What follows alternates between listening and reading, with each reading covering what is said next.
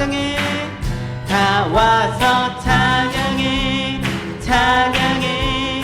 찬양해 주님. 찬양해 주님. 우리 왕. 다 와서 찬양해. 찬양해. 찬양해 주님. 찬양해 주님. 우리 왕.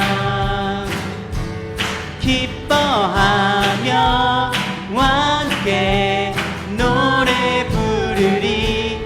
소리 높여 할렐루야 부르리.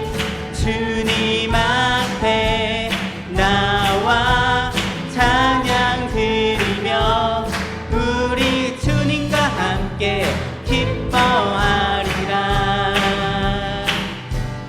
나의 창조자, 나의 구원자, 가장 귀한 나의 예수님 찬양합니다. 나의 치료자,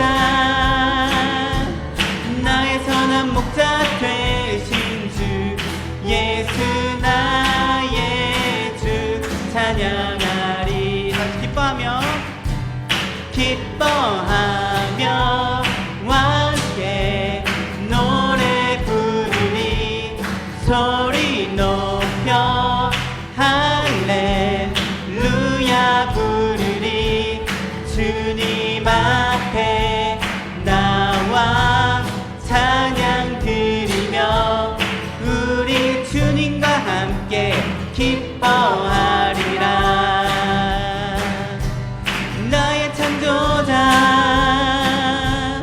나의 구원자,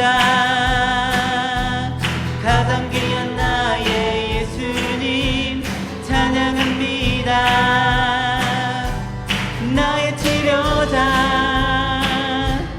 나의 선한 목자 되신 주 예수 나의 주 찬양하리. 나의 창조자, 나의 창조자, 나의 구원자, 가장 귀한 나의 예수님 찬양합니다. 나의 치료자,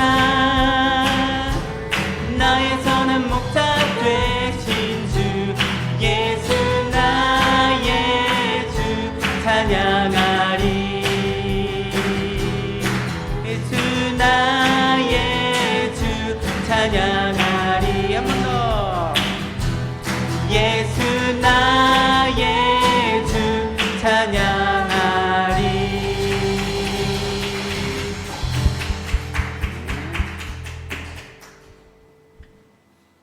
한 주 어떻게 보내셨나요? 저는 좀 개인적인 일이긴 하고 어떻게 보면 자랑이기도 한데요. 자랑 속에도 좀 부끄러움이 있긴 합니다. 제가 지난주에 솔직히 교회를 못 나왔어요. 못 나왔는데 그때 제가 와이프랑 같이 베를린에 가서 어떤 운동회를 했어요. 네, 운동을 했는데 1년에 한 번 있는 독일에서 이렇게 모이는 테니스 대회가 있거든요. 거기에 가서 참여한다고 열심히 하고 좋은 이제 결과도 만들고 해서 왔는데 하면서 이제 여러 가지 생각을 이제 하게 되었습니다. 주일인데 여기 와서 내가 이러고 있어도 되나 이런 생각도 하면서 그보다 조금 더 이제 마음에 와닿았던 게 그거예요. 제가 그 제독대에 보면 한 두세 살부터 한 50대까지 이렇게 여러 남자 여자들이 참여를 해요. 저는 이제 나이가 어느 정도 있다 보니까 특히 젊은 상대를 이제 하기에는 솔직히 안 되기 때문에 나름 준비를 했습니다. 2달 정도. 몸에 살도 좀 빼고, 운동도 좀 꾸준히 하고, 스태미나도 기르고, 테니스도 조금 더 기술적으로 치고, 이렇게 해서 준비를 했어요. 그리고 그 결과에 따르게 우승도 했습니다. 그런데 생각한 게 내가 이렇게 목표를 두고 테니스 대회 하겠다고 이렇게 준비를 하는데 주님께 나아갈 때는 내가 어떤 준비를 하고 나가고 있나 생각을 순간 했습니다. 따로 특별히 크게 준비하는 게 없는 것 같은 느낌이 들었어요. 저 개인적으로 그냥 열심히 그냥 주일 나와서 뭐 지금 찬영이도 하는 것처럼 맡겨진 일에 충실하고 경험이 있으면 그 경험을 다른 이제 청년들이나 사람들한테 나눠주고 그렇게 하면서 거기에 지금 제자리 걸음을 하고 있는 게 아닌가 하는 생각이 순간 들었어요. 아마 교회 생활을 많이 하는 분들일수록 그런 어떻게 보면 함정에 쉽게 빠질 수 있다고 생각합니다. 저의 여정은 어느 순간에 마무리가 된 게 아니라 주님 만날 때까지 끝까지 가야 되잖아요. 중간에 이 정도면 되겠지 하는 지금 내가 그냥 열심히 하고 있겠지 하는 그런 함정에 빠지지 않길 바랍니다. 뚜렷하게 목표를 세우고 그 목표가 너무 멀지 않고 바로 앞에 있는 나 같은 경우는 다음 경기를 위해서 준비한 것처럼 바로 그 다음 주님의 목표를 향해서 우리가 한 걸음 한 걸음 나갈 수 있길 바랍니다. 저희가 기도드릴 텐데 그 여정 속에 많은 어려움이 있고 많은 고비가 있을 겁니다. 그 고비가 그냥 오는 고비가 아니라 주님께 나아가려고 할 때 나타나는 증상이고 제대로 길을 가고 있다는 증거라고 생각합니다. 그럴 때마다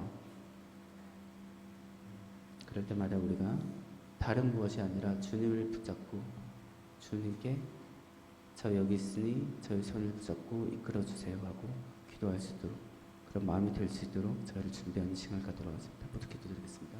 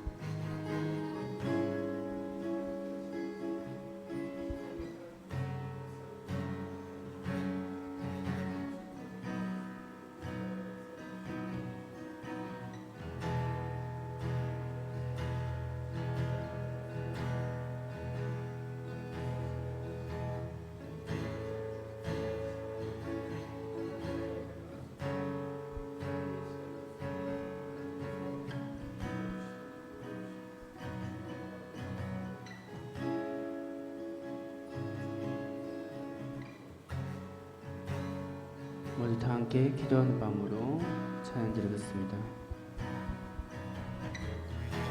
주는 평화.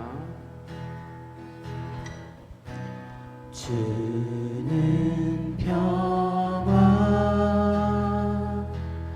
막힌 담을 모두 어셨네.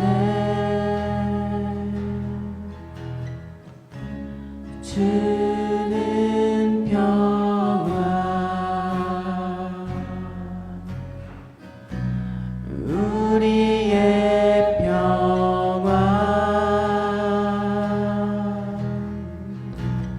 주는 평화 막힌 담을 모두 어셨네. 주는 평화 우리의 평화 염려 다 맡기라 주가 돌보시니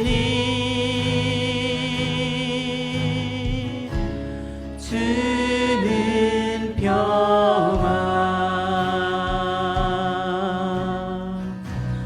우리의 평화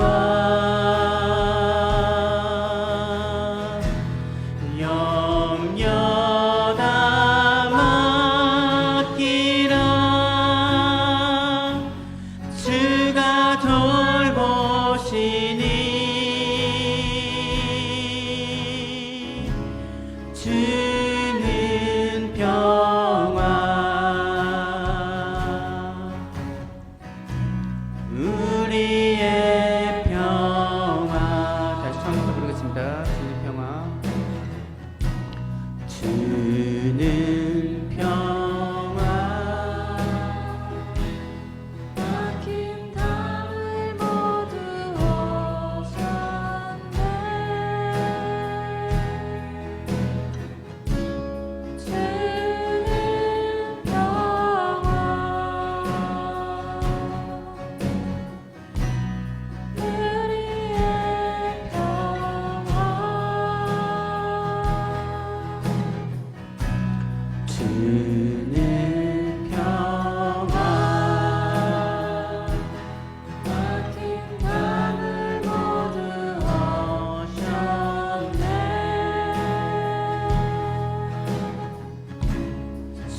주는 평화 우리의 평화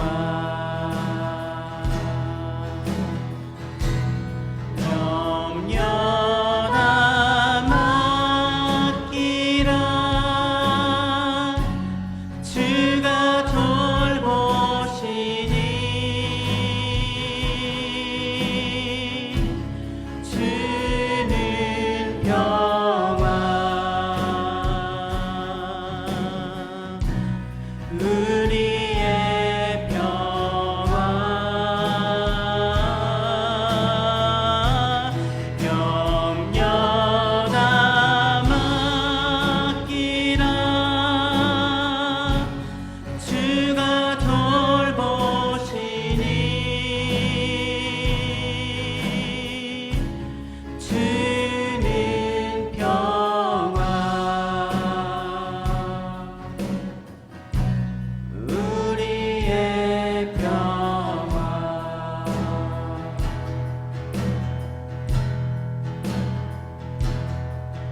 두 손 들고 찬양합니다. 다시 오실 왕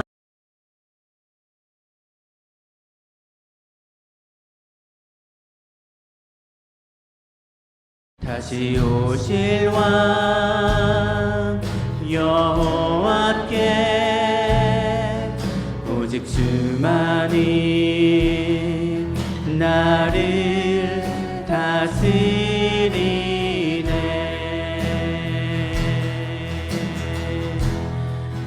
나 주님만을 섬기리.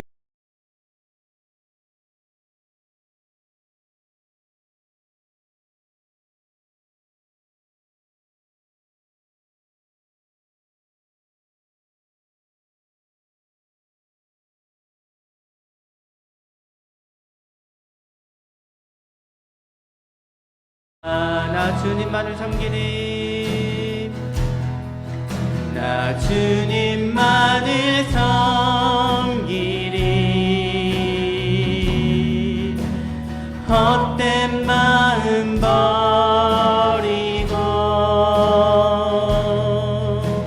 성령이여 내 영혼 충만하게 하소서. 주님 앞에 내 생명 드리리라.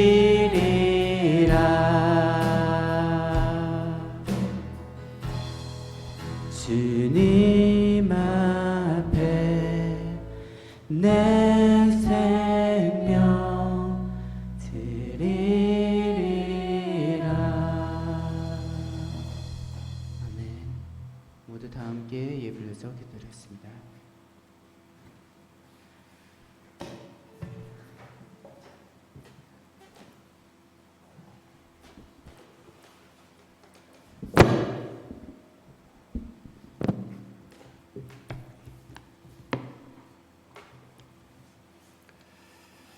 오늘은 성령 강림 후 7번째 주일입니다. 성령 하나님께서는 우리 안에서 역사하시며 예수님이 십자가에서 이루신 구원을 완성해 가시는 하나님이십니다. 그 성령 하나님의 충만함을 소망하며 예배 드리겠습니다. 모두 자리에서 일어나십시오.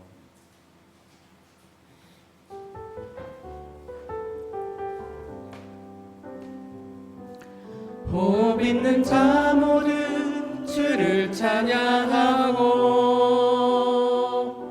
온천한 만물 함께 영광 선포하는 주님의 아름다운 그 벅찬 함성 들리는 하늘의 예배 드려요.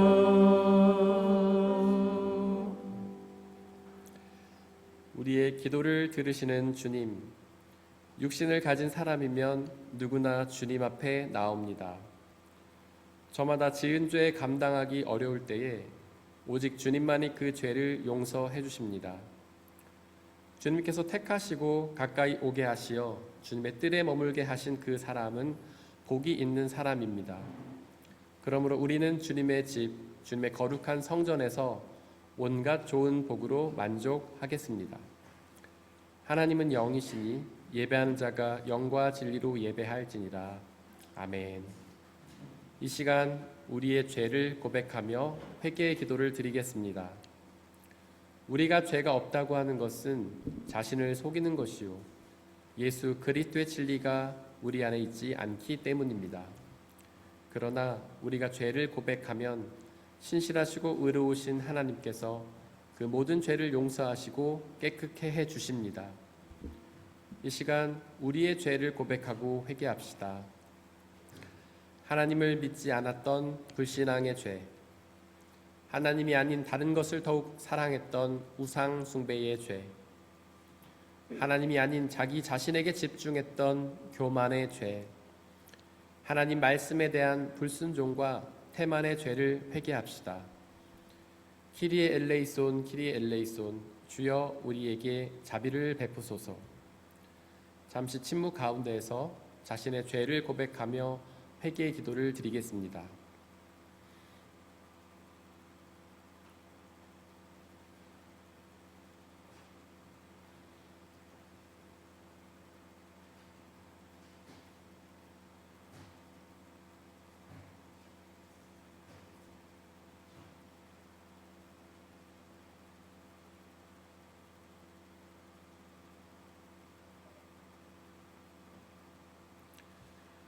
우리가 아직 죄인 되었을 때에 예수 그리스도께서 우리를 위하여 죽으셨습니다. 이리하여 하나님께서는 우리에 대한 자기의 사랑을 실증하셨습니다. 그러므로 그리스도 예수 안에 있는 사람들은 정죄를 받지 않습니다. 그것은 그리스도 예수 안에서 생명을 누리게 하는 성령의 법이 당신을 죄와 죽음의 법에서 해방하였기 때문입니다. 예수는 우리를 깨끗게 하시는 주시니 그의 피 우리를 눈보다 더 희게 하셨네. 아멘. 사도신경으로 우리의 신앙을 고백하겠습니다. 나는 전능하신 아버지 하나님, 천지의 창조주를 믿습니다.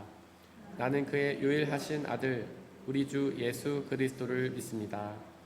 그는 성령으로 잉태되어 동정녀 마리아에게서 나시고 본디오 빌라도에게 고난을 받아 십자가에 못 박혀 죽으시고 장사된 지 사흘 만에 죽은 자 가운데서 다시 살아나셨으며 하늘에 오르시어 전능하신 아버지 하나님 우편에 앉아 계시다가 거기로부터 살아있는 자와 죽은 자를 심판하러 오십니다. 나는 성령을 믿으며 거룩한 공교회와 성도의 교제와 죄를 용서받는 것과 몸의 부활과 영생을 믿습니다. 아멘.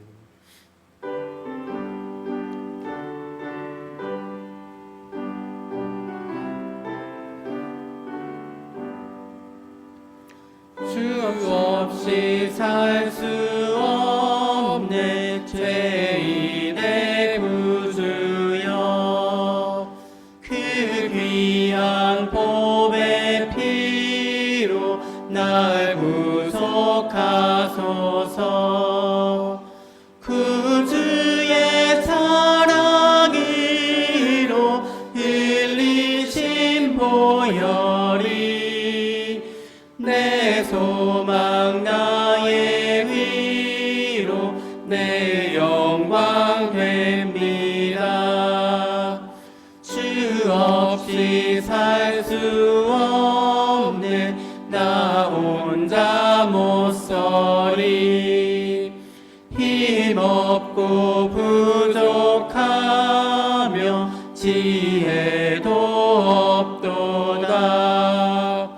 내 주는 나의 생명 또 나의 힘이라.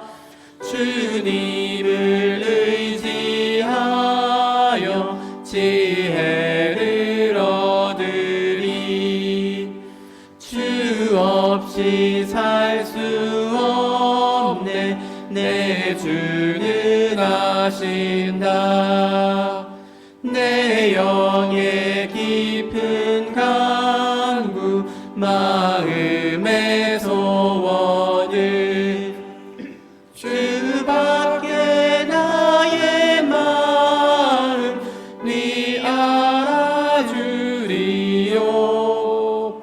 내 마음 위로하사 평온케 하시네.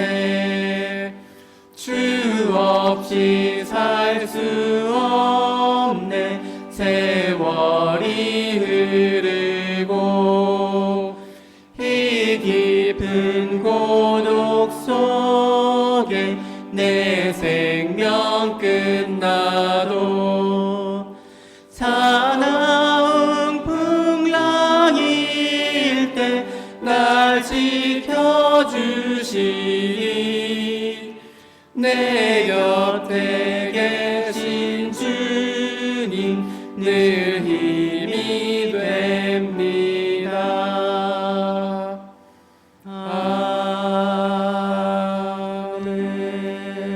아멘.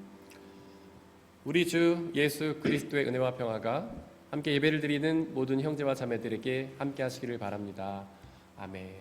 우리 옆에 계신 분들과 서로 평화에서 나누고 자리에 앉겠습니다. 주의 평화가 함께 하시기를 바랍니다. 주의 평화가 함께 하시기를 바랍니다. 주의 평화가 함께 하시기를 바랍니다. 김상희 집사님께서 우리를 대신해 기도해 주시겠습니다.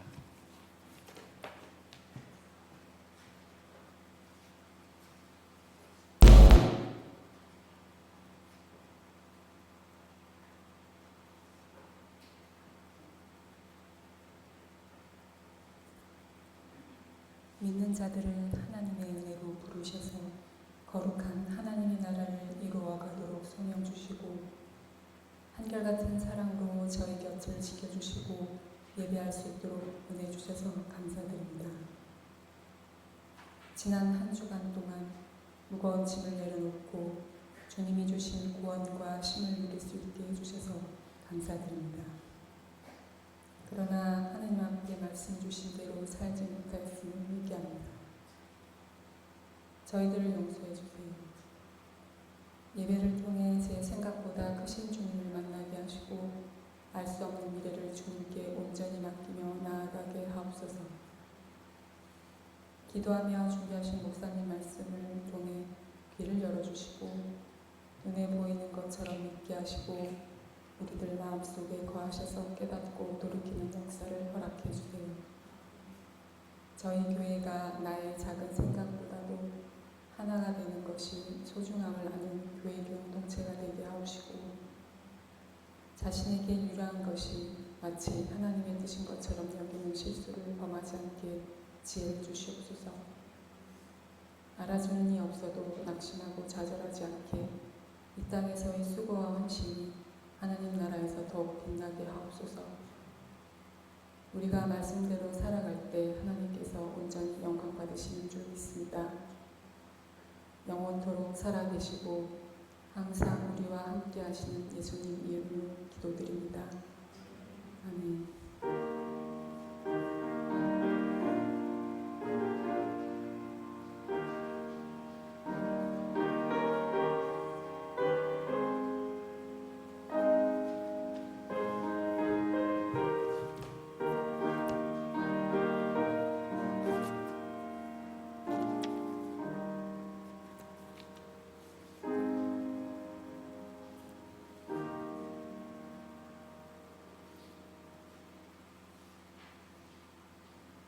오늘의 일독서는 창세기 25장 19절에서 34절입니다. 모두 주님의 말씀을 들으십시오.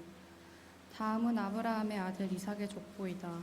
아브라함이 이삭을 낳았고 이삭은 40살 때에 리브가와 결혼하였다. 리브가는 바담 아람의 아담 사람인 부두엘의 딸이며 아담 사람인 라반의 누이이다. 이삭은 자기 아내가 임신하지 못하므로 아내가 아이를 가지게 해달라고 주님께 기도하였다. 주님께서 이삭의 기도를 들어주시니 그의 아내 리브가가 임신하게 되었다. 그런데 리브가는 쌍둥이를 배웠는데 그 둘이 태안에서 서로 싸웠다. 그래서 리브가는 이렇게 괴로워서야 내가 어떻게 견디겠는가 하면서 이 일을 알아보려고 주님께로 나아갔다. 주님께서 그에게 대답하셨다. 두 민족이 너의 태 안에 들어있다. 너의 태 안에서 두 백성이 나뉠 것이다. 한 백성이 다른 백성보다 강할 것이다. 형이 동생을 섬길 것이다.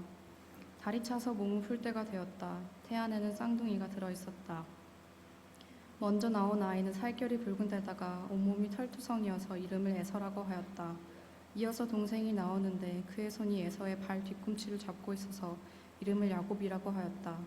리브가가 이 쌍둥이를 낳았을 때에 이삭의 나이는 60살이었다. 두 아이가 자라 에서는 날쌘 사냥꾼이 되어서 들에서 살고 야곱은 성격이 차분한 사람이 되어서 주로 집에서 살았다. 이삭은 에서가 사냥해온 고기의 맛을 들이더니 에서를 사랑하였고 리브가는 야곱을 사랑하였다.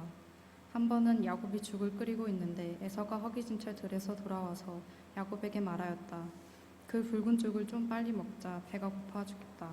에서가 붉은 죽을 먹고 싶어 하였다고 해서 에서를 에돔이라고도 한다. 야곱이 대답하였다. 형은 먼저 형이 가진 맏아들의 권리를 나에게 파시오.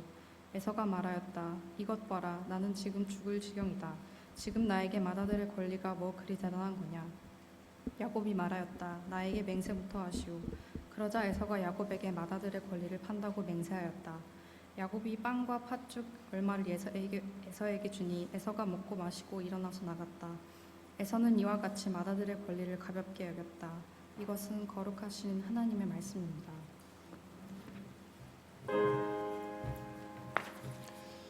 아멘. 아멘.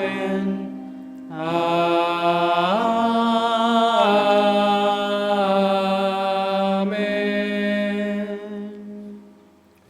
함께 성시교독 하시겠습니다. 청년이 무엇으로 그의 행실을 깨끗하게 하리이까? 주의 말씀만 지킬 따름이니이다.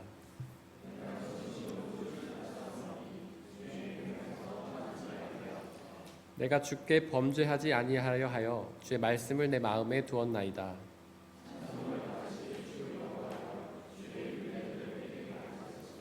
내가 주의 법도들을 작은 소리로 읊조리며 주의 길들에 주의하며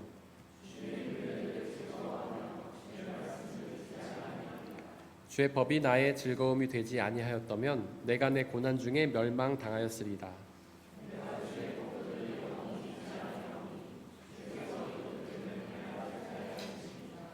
나는 주의 것이오니 나를 구원하소서. 내가 주의 법도들만을 찾았나이다.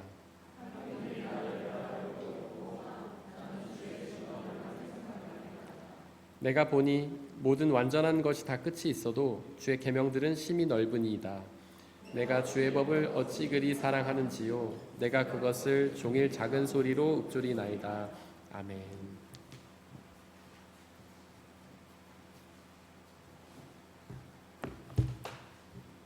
오늘의 이독서는 로마서 8장 1절에서 11절입니다.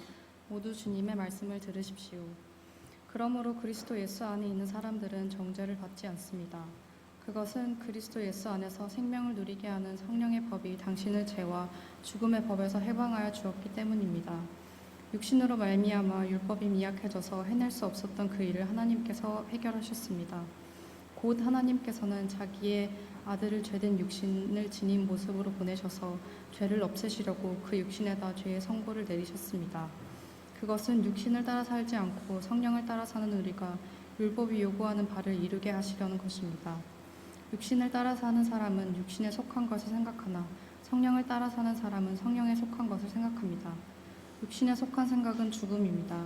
그러나 성령에 속한 생각은 생명과 평화입니다. 육신에 속한 생각은 하나님께 품는 적대감입니다. 그것은 하나님의 법을 따르지 않으며 또 복종할 수도 없습니다.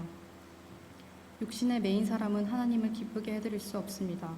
그러나 하나님의 영이 여러분 안에 살아계시면 여러분은 육신 안에 있지 않고 성령 안에 있습니다. 누구든지 그리스도의 영이 없으면 그리스도의 사람이 아닙니다. 또한 그리스도께서 여러분 안에 살아계시면 여러분의 몸은 죄 때문에 죽은 것이지만 영은 의 때문에 생명을 얻습니다. 예수를 죽은 사람들 가운데서 살리신 분의 영이 여러분 안에 살아계시면 그리스도를 죽은 사람들 가운데서 살리신 분께서 여러분 안에 계신 자기의 영으로 여러분의 죽을 몸도 살리실 것입니다. 이것은 거룩하신 하나님의 말씀입니다. 오늘의 삼독서는 마태복음 13장 1절에서 9절, 18절에서 23절입니다. 모두 주님의 말씀을 들으십시오. 그날 예수께서 집에서 나오셔서 바닷가에 앉으셨다. 많은 무리가 모여드니 예수께서는 배에 올라가서 앉으셨다. 무리는 모두 물가에 서 있었다. 예수께서 그들에게 비유로 여러 가지 일을 말씀하셨다. 그는 이렇게 말씀하셨다. 보아라, 씨를 뿌리는 사람이 씨를 뿌리러 나갔다. 그가 씨를 뿌리는데 덜어는 길가에 떨어지니 새들이 와서 그것을 쪼아 먹었다. 또 덜어는 흙이 많지 않은 돌짝밭에 떨어지니 흙이 깊지 않아서 싹은 곧 났지만 해가 뜨자 타버리고 뿌리가 없어서 말라버렸다. 또 덜어는 가시덤불에 떨어지니 가시덤불이 자라서 그 기운을 막았다. 그러나 덜어는 좋은 땅에 떨어져서 열매를 맺었는데 어떤 것은 100배가 되고 어떤 것은 60배가 되고 어떤 것은 30배가 되었다. 귀 있는 사람은 들어라. 너희는 이제 씨를 뿌리는 사람의 비유가 무슨 뜻을 지녔는지 들어라. 누구든지 하늘나라를 두고 하는 말씀을 듣고도 깨닫지 못하면 악한 자가 와서 그 마음에 뿌려진 것을 빼앗아간다. 길가에 뿌린 씨는 그런 사람을 두고 하는 말이다. 또 돌짝밭에 뿌린 씨는 이런 사람이다. 그는 말씀을 듣고 곧 기쁘게 받아들이기는 하지만 그 속에 뿌리가 없어서 오래가지 못하고 말씀 때문에 환난이나 박해가 일어나면 곧 걸려 넘어진다. 또 가시덤불 속에 뿌린 씨는 이런 사람이다. 그는 말씀을 듣기는 하지만 세상의 염려와 재물의 유혹이 이 말씀을 막아 열매를 맺지 못한다. 그런데 좋은 땅에 뿌린 씨는 말씀을 듣고서 깨닫는 사람을 두고 하는 말인데 이 사람이야말로 열매를 맺되 100배 혹은 60배 혹은 30배의 결실을 낸다. 이것은 거룩하신 하나님의 말씀입니다.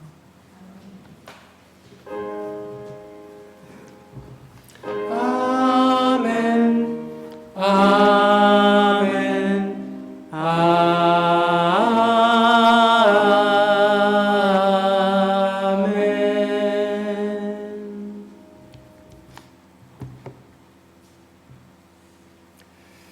함께 기도하고 주님의 말씀을 나누겠습니다.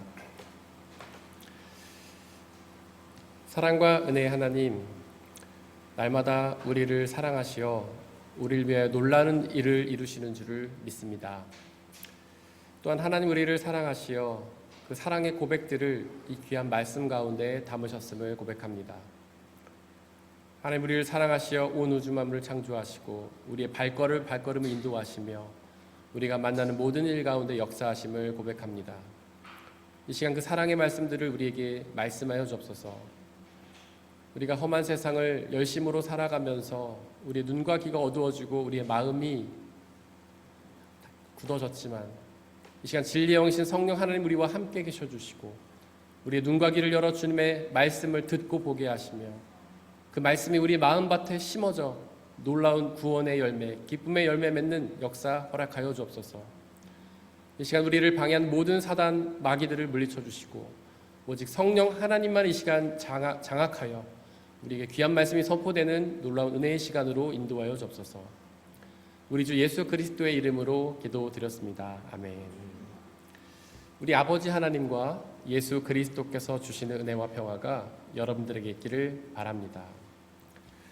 오늘의 일독서 창세기 25장에는 아브라함의 아들 이삭과 그의 후손들에 대한 이야기가 나옵니다. 이삭은 리브가와 결혼했지만 아이를 갖지 못했는데요. 주님께 간절히 기도했더니 그 기도에 응답하여 아이를 주셨습니다. 그것도 쌍둥이를 주셨죠. 쌍둥이 중에서 첫 번째 이름을 에서라고 지었는데 털이 많다는 뜻이고요. 둘째 이름은 야곱이라고 지었는데 발 뒤꿈치를 잡았다는 뜻입니다. 야곱이 태어날 때 형 에서의 발 뒤꿈치를 잡았다고 해서 이런 이름이 붙었습니다. 그런데 왜 야곱은 형의 발 뒤꿈치를 잡았을까요? 아주 간발의 차이로 동생이 되는 게 억울해서 그랬을 겁니다. 자신이 형을 이기고 맏아들이 되고 싶어서 그랬겠죠. 당시의 맏아들과 둘째 아들의 차이는 하늘과 땅 차이였기 때문입니다. 맏아들은 맏아들의 권리를 누렸지만 둘째는 별다른 권리가 없었습니다. 맏아들은 부모의 유산의 대부분을 상속받았고 그 집안을 다스릴 특권을 얻었으며 거기에 하나님의 축복권까지 누렸지만 둘째는 전혀 그렇지 못했습니다. 아주 간발의 차이로 맏아들의 특권을 누릴 수 없다는 사실이 얼마나 억울했겠습니까? 그래서 동생 야곱은 형 에서의 발 뒤꿈치를 잡았던 것입니다. 저에게도 형이 한 명 있는데요. 저희 형이 집안의 장손이고 저는 둘째입니다. 어려서부터 저희 형은 극진한 대접을 받았지만 저는 찬밥 신세였습니다. 그래도 저는 그렇게 억울하지 않았습니다. 형과 저는 5살 차이가 났기 때문이죠. 하지만 에서와 야곱은 아주 간발의 차이잖아요. 쌍둥이는 보통 15분 정도 차이로 난다고 하는데 15분의 차이로 맏아들의 특권을 잃게 되었으니 그 얼마나 억울했겠습니까? 또한 야곱이라는 이름의 뜻에는 뒤통수를 친다라는 뜻도 있는데요. 이것은 사기를 친다는 뜻입니다. 성경에서 보면 야곱은 그의 삶 동안 아주 여러 번 사기를 쳤습니다. 형 에서에게 사기를 쳐서 맏아들의 특권을 빼앗았고요. 또한 아버지에게 사기를 쳐서 맏아들의 축복을 대신 받아내었습니다. 게다가 야곱이라는 이름은 발목을 잡는 뜻이라고 말씀드렸죠. 그것은 방해한다는 뜻으로 이해할 수 있습니다. 야곱은 아주 많은 사람들을 방해했습니다. 형 에서의 맏아들의 권리를 방해했고요. 삼촌 라반의 소유를 뺏으면서 그를 방해했습니다. 그리고 남의 발뒤꿈치를 밟는 건 비겁한 행동이잖아요. 야곱은 그의 삶 전체에서 아주 비겁한 행동을 많이 했습니다. 비겁하게 형의 배고픔을 이용해서 그의 맏아들의 권리를 빼앗았고요. 비겁하게 아버지의 약한 시력을 이용해서 맏아들의 축복을 가로챘습니다.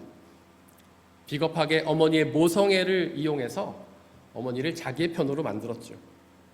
게다가 비겁하게 형과 아버지를 피해서 도망쳤습니다.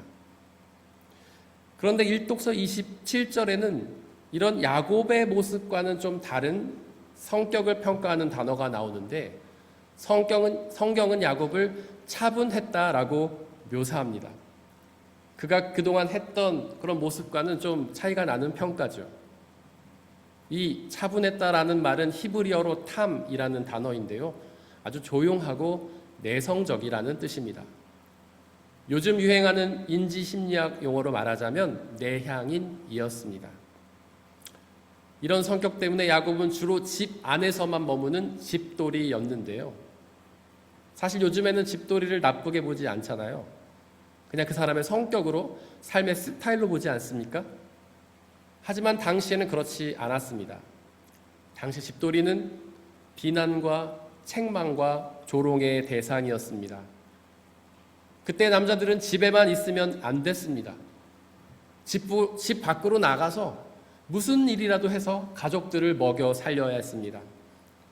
사냥을 하든 농사를 하든 물고기를 잡든 뭐라도 해서 가족의 생계를 책임져야 했습니다. 바로 이렇게 밖에서 뭔가 열심히 하는 사람의 모습이 당시 아주 성실하고 멋진 남자의 모습이었습니다. 하지만 야곱은 그저 집 밖에 나가지 않고 집 안에서만 머물면서 남자의 책임을 다하지 않는 무책임한 사람이었습니다. 일독서 27절에 묘사하는 것처럼 형 에서는 그런 야곱과는 달리 날쌘 사냥꾼이 되어서 들에서 살았다고 묘사합니다. 바로 에서의 이런 모습이 당시의 이상적인 남자 상이었습니다. 일단은 날쌔다고 하지 않습니까? 운동신경이 좋고 운동을 잘한다는 뜻입니다. 게다가 사냥도 잘해서 가족들의 먹거리를 책임지는 아주 성실한 남자였습니다. 게다가 에서는 마음이 넓었고요. 착했으며 뒤끝도 없었습니다. 자기에게 사기친 동생이 화해를 청했을 때에 모든 것을 다 용서하고 받아주었습니다. 아무런 책망도 하지 않았고 아무런 비난도 하지 않았고 아무런 조건도 내세우지 않았고 그저 용서하고 받아주었습니다. 이 에서가 얼마나 멋진 남자입니까? 그래서 일독서 28절에 기록하듯 아버지 이삭은 이 에서를 사랑했다고 합니다. 저도 동의합니다. 저도 에서가 더 멋지다고 생각합니다. 이렇게 멋지고 성실한 아들을 어떻게 사랑할지 않을 수가 있겠습니까? 여러분들의 생각은 어떠신가요? 에서와 야곱 중에 누가 더 마음에 드십니까? 무책임하고 불성실하며 비겁한 야곱보다는 성실하고 책임감 있으며 능력 있는 에서가 더 멋지지 않나요? 하지만 하나님의 생각은 우리의 생각과 달랐습니다. 로마서 9장 13절에 기록된 것처럼 하나님은 야곱을 사랑하셨고 에서는 미워하셨습니다. 하나님은 야곱을 사랑하실 때 아주 많이 사랑하셨고요. 얼마나 많이 사랑하셨는지 그의 이름을 야곱에서 이스라엘로 바꾸어 주실 정도였습니다. 이스라엘은 하나님과 싸워서 이겼다라는 뜻인데요. 즉 하나님께서는 야곱에게 져주실 정도로 야곱을 사랑했던 것입니다. 하나님은 전능하신 분이지 않습니까? 이 우주 안에서 하나님을 이길 수 있는 존재는 아무도 없잖아요. 반면에 사람은 연약하고 무능하지 않습니까? 아무리 능력 있는 사람이라도 결코 하나님을 이길 수는 없습니다. 어떻게 전능하신 하나님이 연약한 사람에게 질 수가 있을까요? 하지만 하나님은 야곱에게는 져주셨습니다. 바로 그를 사랑하셨기 때문이죠. 우리도 사랑하는 사람에게는 져주지 않습니까? 부모는 자녀보다 강하고 능력 있지만 자녀에게 져주잖아요. 그래서 자녀를 이기는 부모는 없다라는 말도 있지 않습니까? 그런데 왜 하나님께서는 야곱을 사랑하셨을까요? 이렇게 무책임하고 불성실하고 비겁하고 무능력한 야곱을 왜 하나님은 사랑하셨을까요? 또 왜 에서는 미워하셨을까요? 그렇게 성실하고 책임감 있으며 능력 있고 착한 에서를 하나님은 왜 미워하셨을까요? 바로 그 이유가 오늘의 일독서 29절 이하에 기록된 붉은 죽 사건을 통해서 드러납니다. 옛 성경은 이 붉은 죽을 팥죽이라고 번역했습니다. 에서는 들에서 하루 종일 사냥을 했기 때문에 무척 배가 고팠습니다. 때마침 야곱이 붉은 죽을 끓이고 있었는데요. 배가 심히 고팠던 에서는 야곱에게 그 죽 좀 달라고 청했습니다. 가족끼리는 그렇게 청할 수 있지 않습니까? 가족끼리라면 아무런 대가도 없이 그냥 줄 수도 있지 않나요? 하지만 비겁한 야곱은 그냥 주지 않았고 대가를 요구했습니다. 맏아들의 특권이라는 아주 큰 대가를 요구했죠. 앞서 언급한 것처럼 당시의 맏아들의 특권은 아주 대단한 권리였는데요. 한 집안의 가장이 되어서 모든 집안의 일을 결정하는 특권이었습니다. 또한 다른 형제들보다 2배나 많은 유산을 받는 특권이었죠. 그 2개의 특권보다 3번째 특권이 가장 중요한데요. 그것은 하나님의 축복을 그대로 물려받는 하나님의 축복권이었습니다.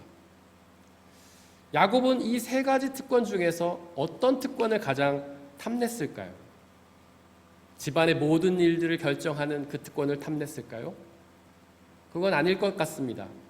우리가 앞서 언급한 것처럼 야곱은 차분한 사람, 즉 내향적인 사람이었잖아요. 내향적인 사람들은 그렇게 앞에 나서서 주도적으로 뭔가를 결정하는 것을 좋아하지 않습니다. 그렇다면 야곱은 2배나 많은 유산을 탐냈을까요? 그것도 아닙니다.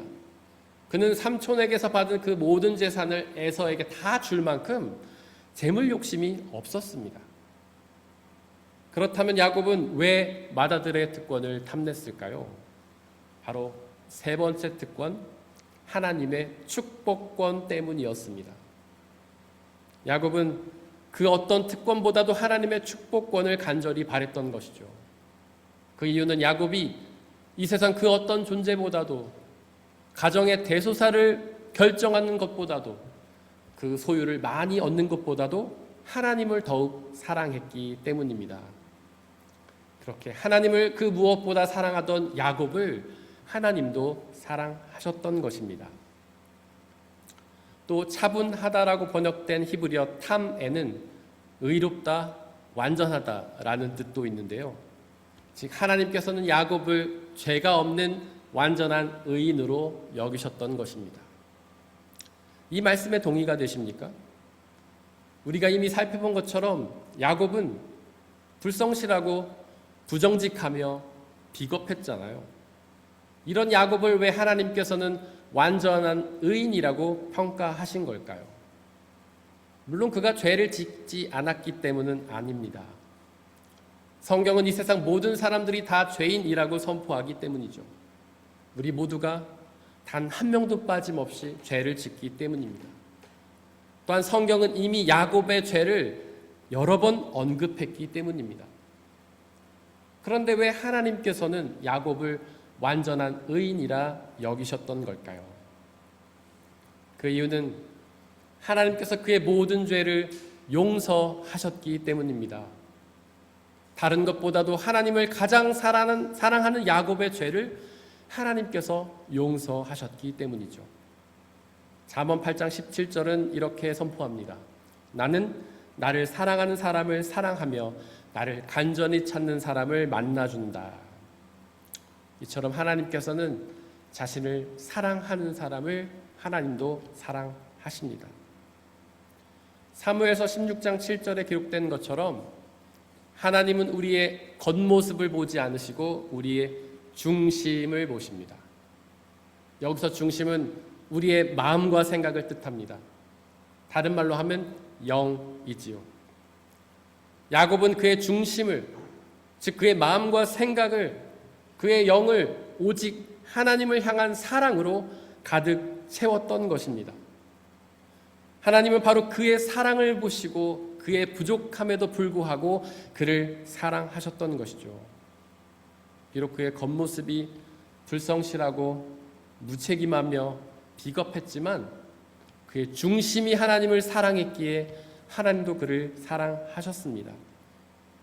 예수님도 그러셨습니다.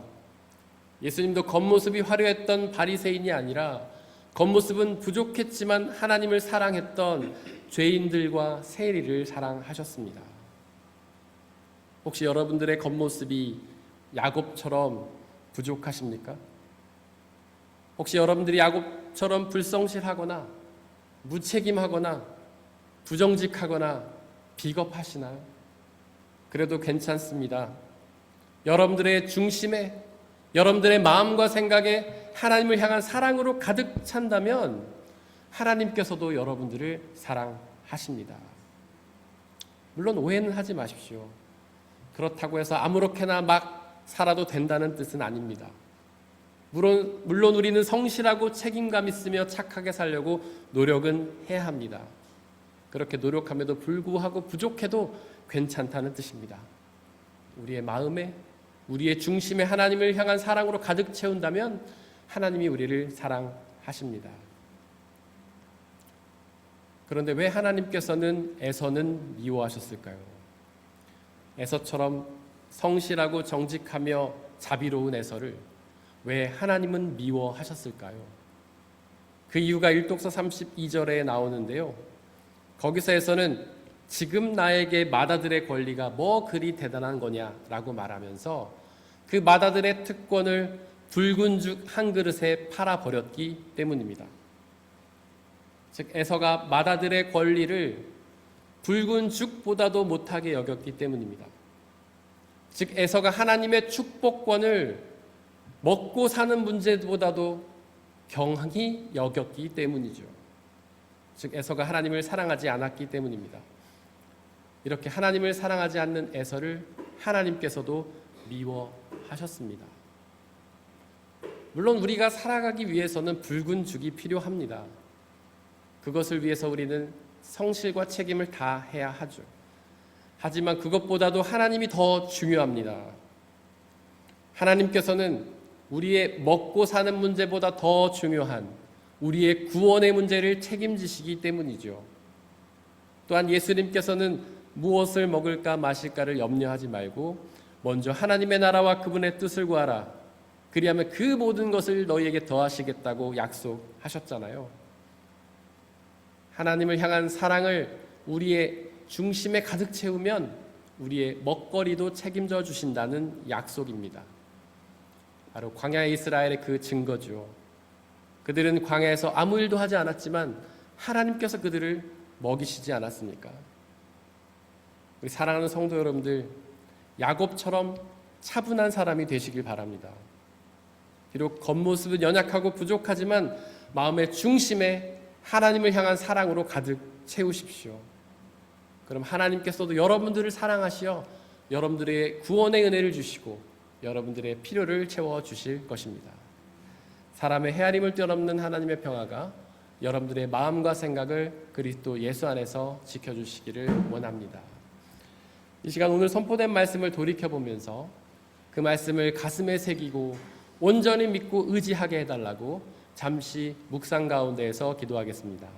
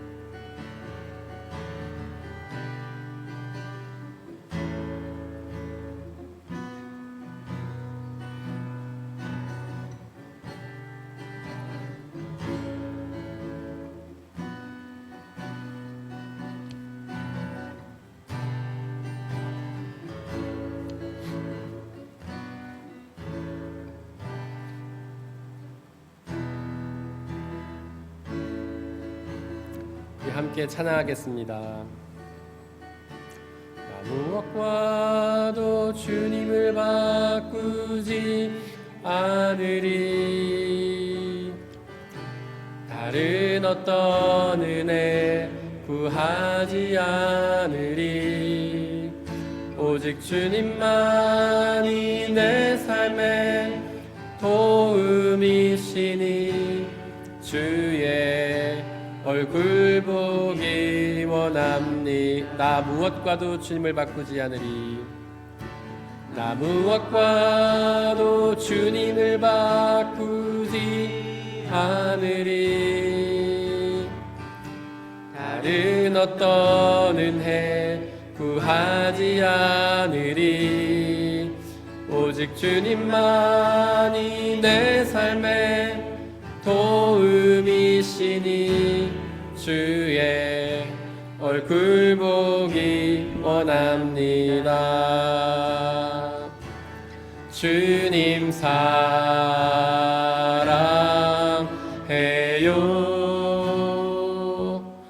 온 맘과 정성 다해 하나님의 신실한 친구 되기 원합니다. 나 무엇과도 주님을 바꾸지 않으리. 나 무엇과도 주님을 바꾸지 않으리. 다른 어떤 은혜 구하지 않으리. 오직 주님만이 내 삶의 도움이시니 주의 얼굴 보기 원합니다. 주님 사랑해요. 주님 사랑해요.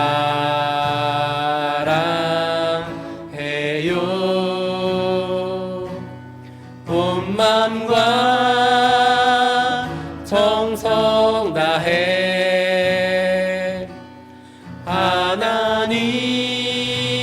하나님의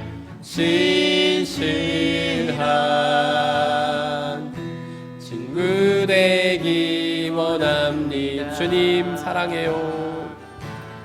주님 사랑해요.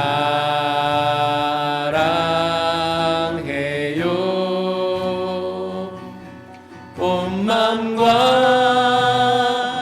정성 다해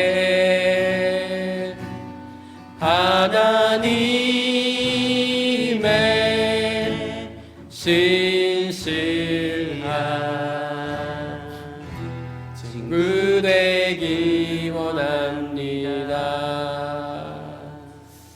하나님께서는 야곱은 사랑하시고 에서는 미워하였습니다. 그 이유는 야곱은 비록 부정직하고 불성실하며 무능력하고 비겁하였지만 그 마음에 하나님을 온전히 사랑하였기 때문입니다. 하지만 에서는 정직하고 능력 있고 책임감 있는 또한 성실한 사람이었지만 그 마음속에 하나님이 없었기 때문에 사랑을 받지 못하였습니다. 여러분들의 모습이 야곱과 같으십니까? 괜찮습니다. 우리 마음속에 하나님을 향한 사랑을 온전히 채운다면 하나님께서 우리를 사랑해 주십니다. 이 시간 기도합시다. 하나님의 사랑으로 우리를 가득 채워주시어 우리가 온전한 사랑으로 하나님을 사랑하게 해달라고, 우리의 전심을 다하여 우리의 모든 말과 행동을 다하여 하나님을 사랑하게 해달라고, 그래야 하나님께 사랑을 받아 구원의 은혜를 누리게 해달라고 이 시간 함께 기도합시다. 사랑과 은혜 하나님, 시간 간절히 기도합니다. 당신의 온전한 사랑으로 우리를 채워주옵소서. 성령 하나님, 이 시간 우리 가운데 온전히 임하여 주시고 충만히 임하여 주시고 하나님의 그 온전하고 완전하고 영원한 사랑을 우리 안에 채워주옵소서. 바로 그 영원하고 완전한 사랑으로 하나님을 사랑하겠습니다. 비록 저는 야곱처럼 부족하고 어리석으며 무능력하고 불성실하지만 성령 하나님 우리 가운데 함께하여 주시어 하나님의 놀라운 사랑으로 우리를 채워주시고 우리가 그 사랑으로 하나님을 사랑하게 하여 주시어 하나님의 놀라운 사랑을 받아 누리는 역사 있도록 은혜를 더하여 주옵소서. 온전한 회개를 이루게 하소서. 하나님이 아닌 다른 것들 사랑했던 우리의 삶을 돌이켜 온전히 하나님을 사랑하게 하여 주옵소서. 우리의 자기중심성에서 벗어나게 하여 주옵소서. 오로지 나 자신을 사랑하며 나 자신을 위해 사랑했던 그 모든 모습들을 내려놓고 온전히 하나님만을 사랑하며 하나님을 향해 나아가게 하여 주옵소서. 그리하여 하나님 주시는 그 놀라운 구원의 은혜, 참된 사랑과 평안과 기쁨을 누리는 놀라운 역사를 허락하여 주옵소서. 우리를 사랑하고 하나님이 하는 것들을 바람으로 받았던 그 모든 불안과 두려움들을 다 제거하여 주시고 오직 하나님을 바라보며 하나님의 사랑을 누리는 복된 삶으로 인도하여 주시옵소서.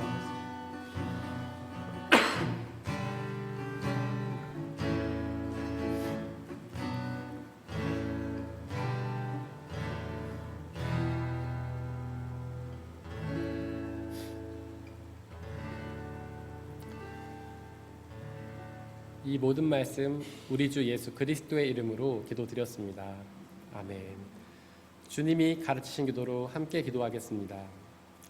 하늘에 계신 우리 아버지, 아버지의 이름을 거룩하게 하시며 아버지의 나라가 오게 하시며 아버지의 뜻이 하늘에서와 같이 땅에서도 이루어지게 하소서.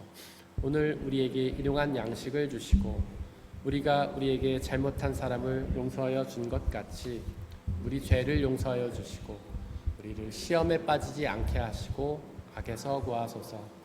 나라와 권능과 영광이 영원히 아버지의 것입니다. 아멘.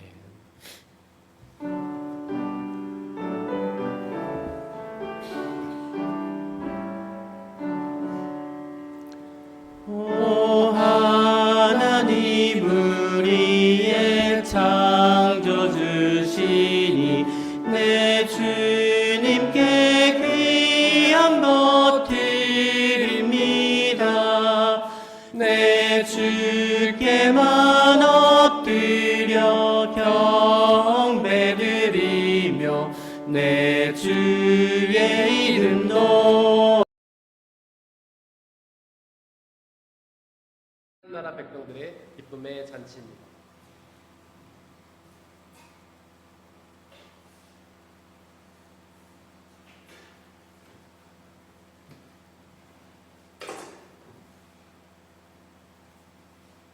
우리 주 예수 그리스도께서 잡히시던 날 밤에 빵을 떼사 하늘 우러러 감사의 기도를 드리시고 나눠주시며 말씀하시되 받아 먹으라. 이것은 너희에게 주는 내 몸이니 이것을 행하여 나를 기억하라.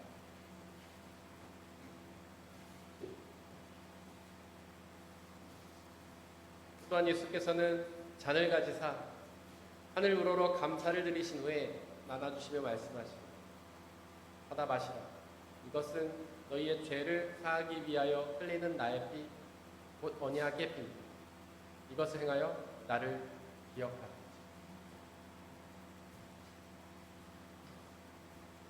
우리의 아버지 되신 하나님, 이 시간 간절히 기도하오니 당신의 영이신 성령 하나님을 이 빵과 포도주에 보내주시사 우리가 이것을 먹고 마실 때마다 주께서 살아계셔서 우리와 함께 계심을 기억하고 믿게 하여 주옵소서. 또한 이 예수 그리스도라는 한 몸과 피를 나눠 먹는 모든 사람들이 주님 안에 한 형제요 자매임을 기억하고 믿게 하여 주옵소서. 또한 우리 주 예수 그리스도께서 다시 오시는 그날까지 이 성찬을 행하며 그날에 이루어질 하나님 나라와 영원한 생명을 소망하게 하여 주옵소서. 이제 우리 주님께서는 저와 여러분들을 주님의 식탁으로 초대하십니다. 우리 함께 주님의 몸과 피를 먹고 마시겠습니다. 성찬에 참여하기 원하시는 분들은 자리에서 일어나 주십시오.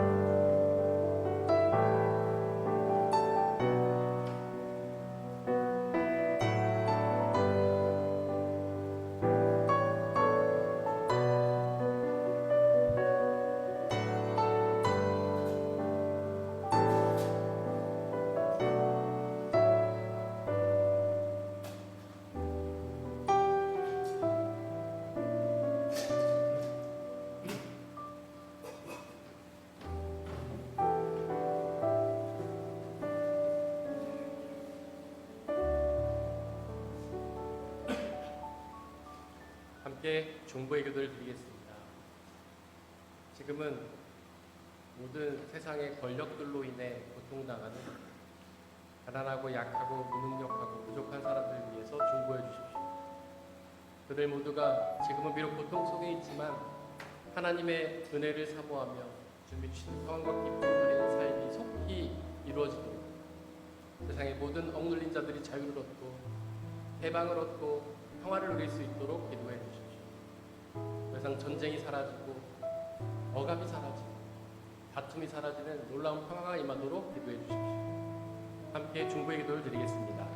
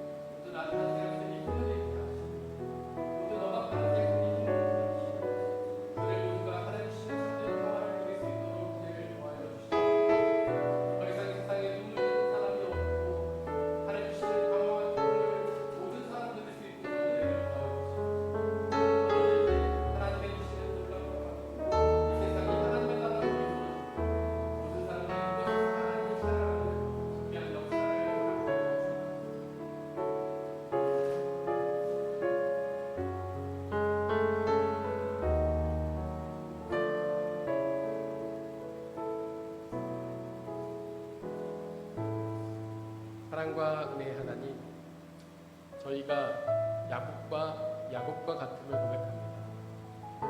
야곱처럼 때로는 불성실하며 때로는 부정직하며 때로는 비겁하고 때로는 연약하고 무능력합니다.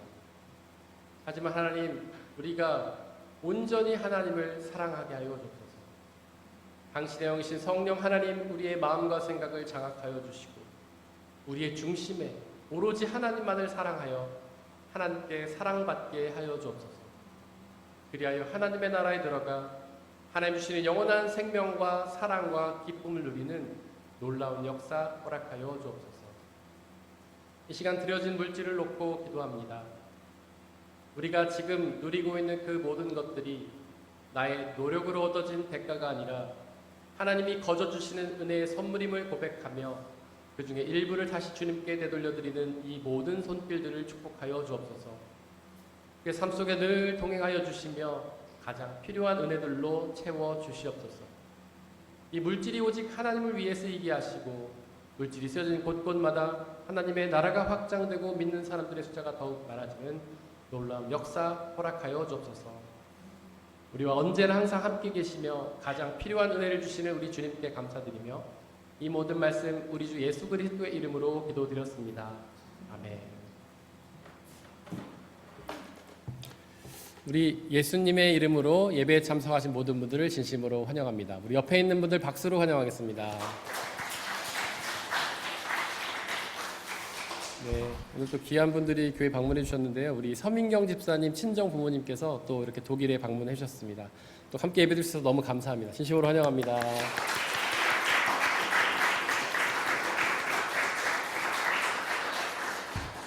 그리고 미지 집사님 여동생 미선 자매님 또 이렇게 방문해 주셨습니다. 진심으로 환영합니다.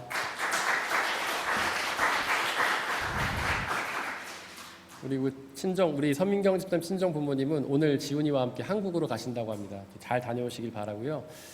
그리고 우리 김근함 김미영 성도님은 지난주에 한국 가신다고 저희가 박수를 보내드렸는데 이 자리에 다시 나타나셨네요. 네. 오늘 다시 가신다고 합니다. 잘 다녀오시기. 이번에 진짜 꼭 가시기를 박수로 환송합니다. 우리 주보에 있는 말씀 같이 읽겠습니다. 주보 맨 뒷면에 보시면 말씀 2개가 있는데 지난주 한 주 동안 묵상했던 말씀 같이 읽겠습니다. 시작. 우리 주 예수 그리스도의 하나님 아버지께 찬양을 드립시다. 하나님께서는 그 크신 자비로 우리를 새로 태어나게 하셨습니다. 그리하여 그는 죽은 사람들 가운데에 예수 그리스도가 부활하심으로 말미암아 우리로 하여금 산 소망을 갖게 해 주셨으며 베드로전서 1장 3절 말씀 아멘. 우리 앞으로 한 주 동안 묵상해야 될 말씀 함께 읽겠습니다. 시작. 여러분은 믿음의 목표, 곧 여러분의 영혼의 구원을 받고 있는 것입니다. 베드로전서 1장 9절 말씀. 아멘. 광고 말씀 드리겠습니다. 오늘 예배 후에 청년부 가지 모임과 운영위 모임이 있고요. 예배 장소는 주보 참조해 주시기를 바랍니다. 다음 주에는 성전 청결의 날로 지키고 교회 의자를 청소하는 일들을 하겠습니다. 루터 투어 7월 30일부터 8월 1일까지 중보해 주시기 바라고, 관심 있는 분들은 저에게 말씀해 주시면 됩니다. 방학 일정 확인해 주시길 바라고요. 이번 한 주 동안 저희가 중보해야 될 곳은 브라질 과라시교회 김창식 김희숙 선교사님, 그리고 함께 걷는 교회 최용 목사님입니다. 다 함께 일어나서 195장 5절 찬양하겠습니다.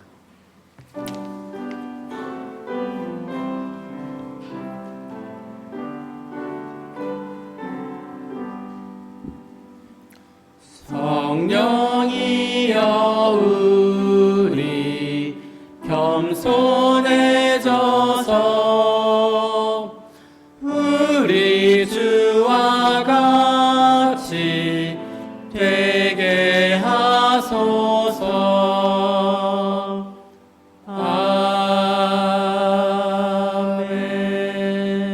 아멘. 사랑하는 형제 자매 여러분들, 하나님께 예배를 드렸으니 이제 세상으로 나아가십시오.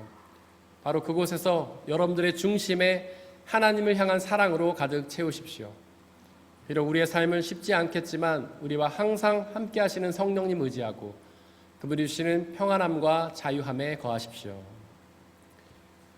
지금은 우리 주 예수 그리스도의 은혜와 아버지 하나님의 한이 없으신 사랑하심과 성령님의 교제하심, 위로 인도 보호하심이 우리 모든 성도님들 머리머리 위에와 그리 속한 가정과 일터와 학업과 그들이 만나는 모든 사람들 위에 지금부터 영원토록 함께하여 주시기를 간절히 축원합니다. 아멘.